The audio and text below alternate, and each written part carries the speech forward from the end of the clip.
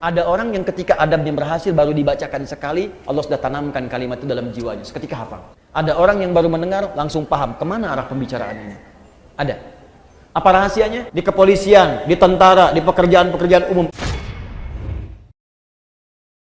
Ada sebuah rahasia, tapi ini diantara kita saja.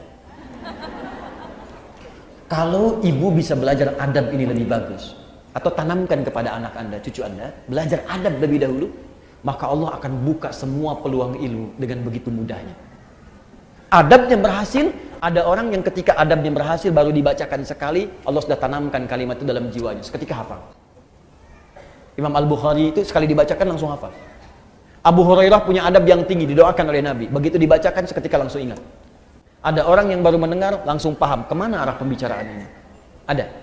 Apa rahasianya? Yuk, adab yang kedua. Satu tadi lurusnya niat, dalilnya sudah ada.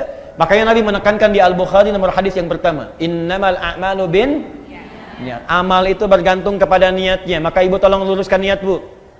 Anaknya kalau sekolah diniatkan lurusnya, diluruskan niatnya karena Allah. Ibu saya tanya, anak disekolahkan supaya pintar apa supaya Allah ridha?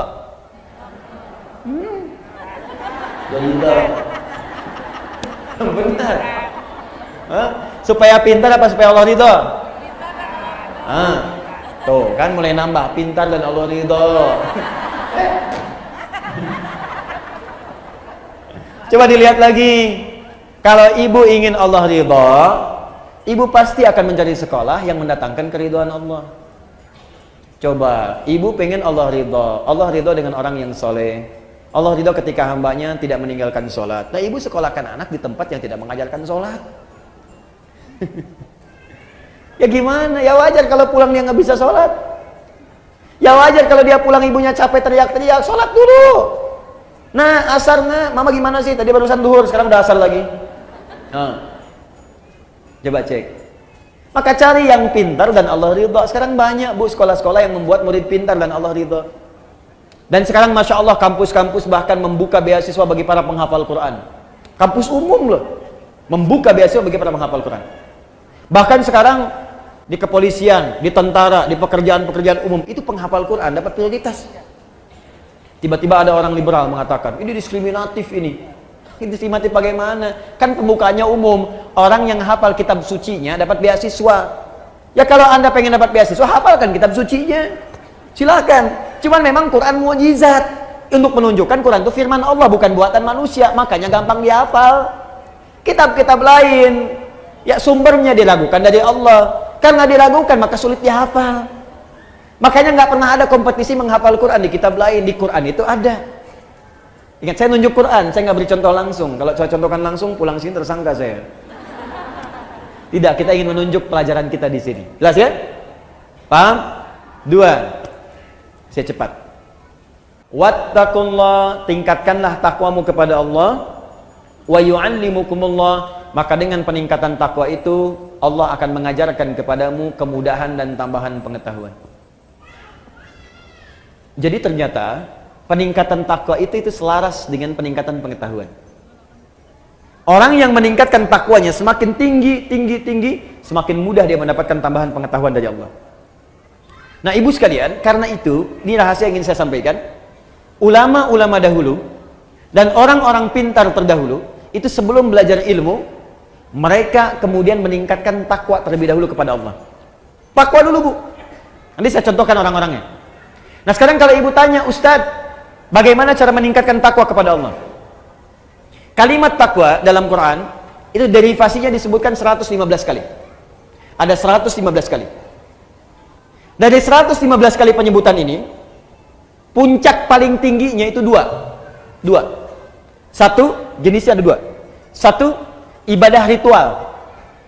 Ibadah ritual, salat itu bagian dari takwa. Dzalikal kitabul la raiba fi hudal lil muttaqin. Muttaqin orang takwa. Siapa muttaqin orang takwa ini? Ayat 3-nya. Alladzina yu'minuna bil ghaib wa yuqimunas shalat. Karena itu, kalau anak ibu ingin dimudahkan pengetahuan oleh Allah, Allah yang punya ilmu, Allah yang punya pengetahuan, Allah yang punya wawasan segalanya, semua tidak luput dari Allah. Ya, perhatikan, wa huwa ala kulli syai'in qadir, wa huwa bi kulli syai'in alim. Semua Allah tahu. Kalau ingin diberikan oleh Allah pengetahuan itu, maka dekati Allah pemiliknya. Bagaimana caranya? Salat. Salat, salat, salat. Tingkatkan salatnya. Maka anak ibu jaga betul disiplin salat. Kalau perlu tambah bu, tahajud. Tahajud. Karena itu Nabi meminta kepada para orang tua, anak dari kecil itu diajari salat. Masih ingat nasihat Nabi? Jika anak usia 7 tahun ajari mereka salat. Usia dia 10 tahun menjelang balik tidak mau salat, maka berikan pelajaran yang membuat dia mengerti. Berikan pelajaran. Kenapa Nabi meminta anak salat, salat, salat, salat? Karena ada korelasi antara salat dengan kepintaran seorang anak dan kebaikan seorang anak. Jadi kalau anak dari kecil sudah rajin salat, demi Allah bu, catat kalimat saya ini. Kalau anak diajari salat dengan benar dari kecilnya, maka anak itu dewasa akan tumbuh menjadi anak yang baik dan pintar. Kedua, Al-Quran. Al-Quran masih ritual hubungan kita dengan Allah. Ibu saya kasih saran bu ya, di mumpung saya lihat ada anak-anak yang tadi kecil bersuara macam-macam atau ibu sendiri, saya sarankan begini, mumpung masih ada waktu, ibu dekati Al-Quran dan dekatkan anak-anak itu dengan Al-Quran. Sudah ada penemuan sekarang dan itu sudah dibuktikan dengan sangat jelas bahwa orang yang hafal Quran khususnya atau dekat dengan Al-Quran, itu Allah akan tingkatkan tingkat kecerdasannya. Kalau hafal dengan benar, itu minimal 3 kali lipat. Ada korelasi antara peningkatan kecerdasan dengan hafalan Quran. Korelasinya tinggi.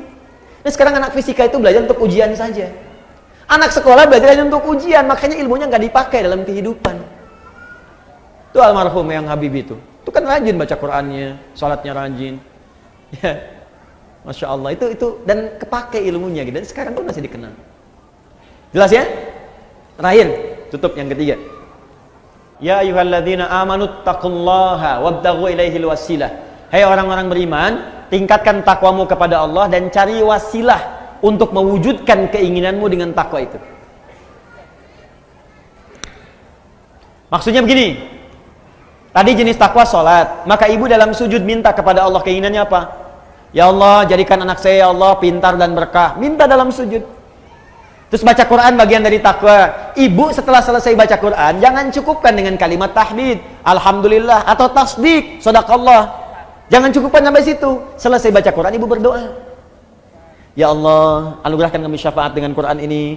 Ya Allah, perbaiki akhlak saya ya Allah dengan keberkahan Quran ini. Ya Allah, cerdaskan akhlak anak saya ya Allah dengan cahaya Al-Quran ini. Minta. Itu cepat dikabulkan.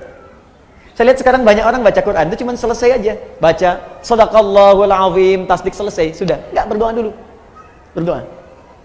Nah, amalan terakhir yang ketiga, rajin bersedekah. Rajin bersedekah. Imam Abu Hanifah itu termasuk orang yang rajin sedekah. Enggak usah jauh-jauh, Bu. Rasulullah sallallahu alaihi wasallam, Masya Allah, itu kalau sedang mengajar juga demikian, rajin sedekah. Nabi itu bisa ribuan kali umrah. Tapi dalam hidupnya hanya sekitar 3-4 kali saja. Ya, bisa berkali-kali haji, tapi tidak semua setiap musim haji datang. Apa yang beliau lakukan? Ternyata diantaranya mengajar para duta-duta mahasiswa yang datang dari luar. Abu Hurairah, Salman Al-Farisi, sahabat yang lain. Tinggal siapa yang ngasuh, yang biayai? Nabi. Di mana? Di sisi Masjid Nabawi. Ada Sufah namanya. Abu Hurairah radhiyallahu taala anhu, ya. Ada Salman Al-Farisi, termasuk Ali bin Abi Thalib, Ibnu Abbas, Ibnu Umar, belajar aja. Itu yang biayai Nabi. Yang nggak ada bekal, Nabi kasih makanan. Ya, kasih kemudahan dan sebagainya. Nabi itu. Dan Masya Allah ilmunya berkah. Jadi makanya saya diajari oleh guru kami, itu setidaknya kalau belum bisa memberikan sesuatu kepada murid, saya datang pada guru saya bertanya, saya berikan saya nasihat. Adinda, ya bunayya anakku, siang engkau belajar, malam engkau dekati pada yang memiliki pengetahuan. Maka mintalah kepada Allah agar ilmu yang engkau ajarkan itu meresap ke dalam jiwa-jiwa setiap murid yang belajar. Yang kedua, engkau doakan mereka. Dalam setiap malam engkau mengajar. Dan itu saya praktekkan. Pagi, siang saya mengajar, malam bangun, kita bayangkan lagi ngajar di mana, kita minta sama Allah. Ya Allah, sayangi setiap orang-orang yang belajar. Ya Allah, berkahi ilmunya. Ya Allah, lapangkan kehidupan mereka. Ya Allah, mudahkan mereka. Ya Allah, pertemukan kami di surga. Ya Allah, himpun dengan keluarga. Ya Allah, jauhkan mereka dari maksiat. Minta gitu. Itu dampaknya besar. Tinggi dampaknya.